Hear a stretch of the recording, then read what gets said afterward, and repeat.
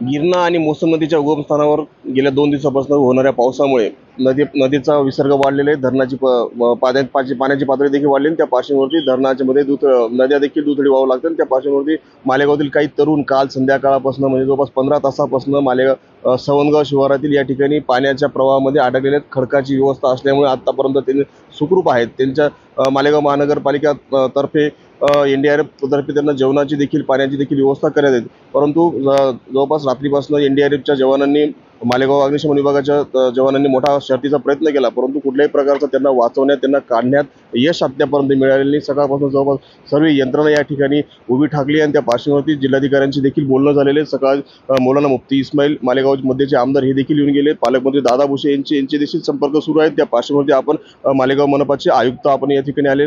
Sir, काय चालणार आहे? 15 दिवसापासून हे लोक अटकले, काय सर?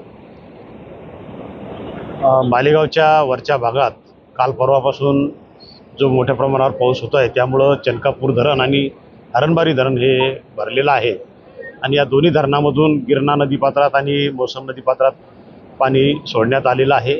हे अचानक पाणी गिरणा नदीमध्ये एकत्र आल्यामुळं पाण्याचा प्रवाह इथं जास्त झालेला आहे.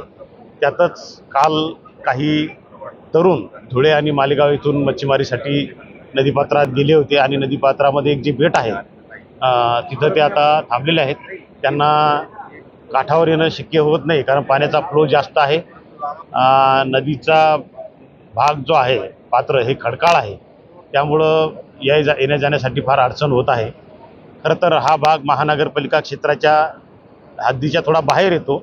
तथापि महानगरपालिकेची अग्निशमन दलाची टीम आणि आपत्ती व्यवस्थापनाची टीम कालपासून इथं कार्यरत आहे. त्यांनी दोर टाकून त्यांना आणण्याचा प्रयत्नही केला, परंतु ते शक्य झालं नाही.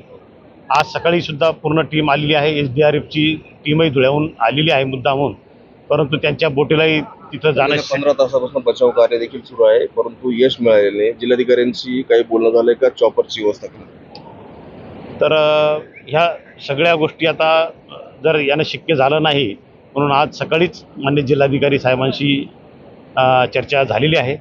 ते सुद्धा मंत्रालयाकडून परवानगी घेऊन हेलिकॉप्टर पाठवण्याची व्यवस्था करत आहेत.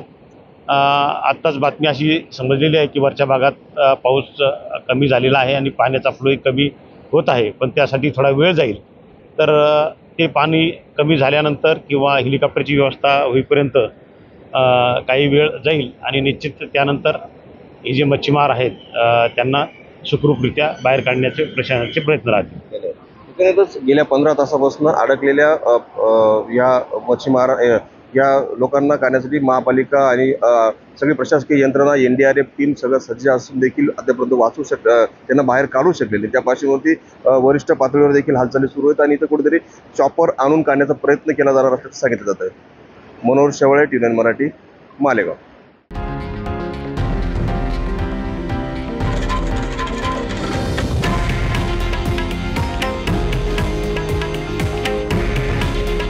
हे आहे देशातील नंबर 1 न्यूज नेटवर्क आणि आपण पाहत आहात TV9 मराठी.